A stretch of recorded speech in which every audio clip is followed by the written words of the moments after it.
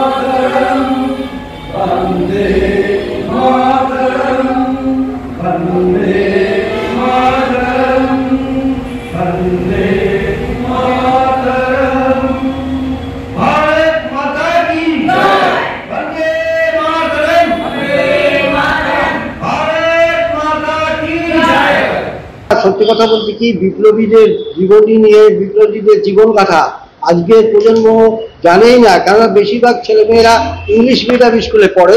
English medium স্কুলে এইসব বিপ্লবীদের কথা, দেশের যারা দেশকে রক্ষা করেছেন, যারা দেশের জন্য লড়াই করেছেন, স্বাধীনতার জন্য লড়াই, তাদের কথা এখনকার দিনের ছেলেমেয়েরা জানেই না।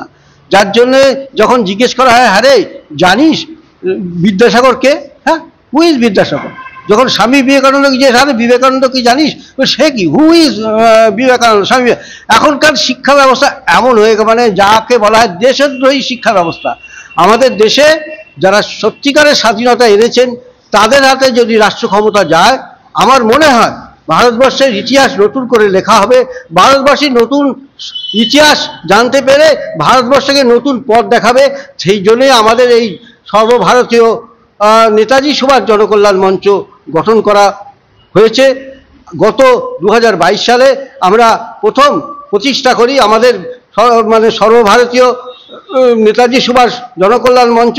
2022 সালের 25শে মে প্রতিষ্ঠিত হয়েছে এবং গত 2023-এও আমরা এটা পালন করেছি। এটা হচ্ছে 2024। আজকে আমরা বিপ্লবী রাসবিহারী বসু এবং বীর সাভারকরের জন্মজয়ন্তীর উপলক্ষে আজকে আমাদের এই যে সংগঠন তার প্রতিষ্ঠা দিবসও সাথে সাথে পালন করলাম। আমরা চাই ভারতবর্ষে মানুষ নতুনভাবে দিশা পাক। মহামতি গোখলে বলেছিলেন, what Bengal things today, India things tomorrow. আমরা যেন এই বিপ্লবীদের আশীর্বাদ, এই বিপ্লবীদের আত্মত্যাগ, আমাদের ভারতবর্ষের মনীষী মহাপুরুষ শ্রীরামকৃষ্ণদেব শ্রীরাম মহাপ্রভু চৈতন্য মহাপ্রভু এবং শ্রী শ্রী ঠাকুর অনুকূল চন্দ্র এই মহাপুরুষদের আশীর্বাদ নিয়ে আমরা আগামী দিন ভারতবর্ষের নতুন যুব সম্প্রদায়কে পথ দেখাতে চাই। সেই জন্যই আমাদের এই নতুন সংগঠনের নাম হলো সারা ভারত নেতাজি সুভাষ জনকল্যাণ মঞ্চ। আপনাদের সংগঠনের তরফ থেকে এইরকম আর কি যে শহীদ বিপ্লবীদের নিয়ে এত সুন্দর করে একটা অনুষ্ঠান আজকে করবে, এই ধরনের কি কি আর অনুষ্ঠান বা প্রোগ্রাম থাকে? আচ্ছা, আমরা সত্যি কথা বলতে কি ডক্টর শ্যামাপ্রসাদ মুখার্জির জন্য আজকে বাঙালি বলে পরিচয় দিতে পারছি।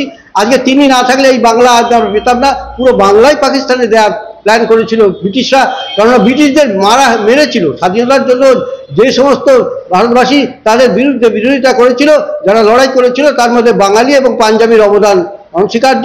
এই জন্যই বাংলা এবং পাঞ্জাবকে ভাগ করে দিয়ে এবং কংগ্রেস ও কমিউনিস্টদের সাহায্য নিয়ে এই বাংলাকে ভাগ করে দিয়ে এবং পাঞ্জাবকে ভাগ করে দিয়ে এই যে খণ্ডিত বাংলা খণ্ডিত পাঞ্জাব পেয়েছি, এটা ডক্টর শ্যামাপ্রসাদ মুখার্জির অবদান। তাই তার জন্মদিন আমরা পালন করি।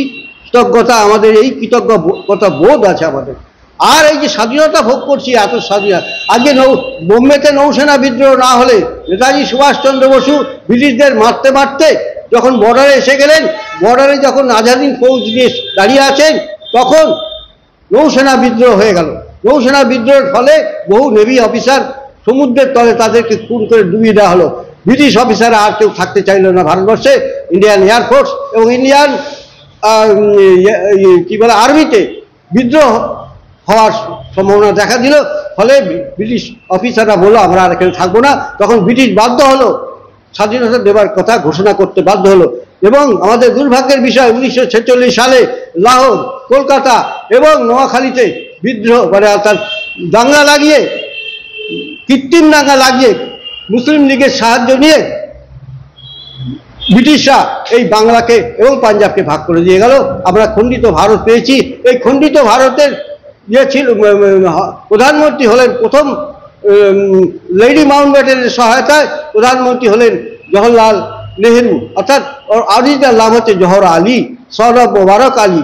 আজকে আমাদের দুর্ভাগ্য যে আমরা তিনজন মুসলমান, অর্থাৎ ভারতবর্ষের যিনি হত্যাকর্তা তিনি হলেন মুসলমান Jawhar Ali, son of Mobarak Ali advocate, আর পাকিস্তানের হত্যাকর্তা জিন্না সেও সেই মুসলিম, আর কাশ্মীরের হত্যাকর্তা ছিলেন শেখ আবদুল্লাহ, তিনিও মুসলিম।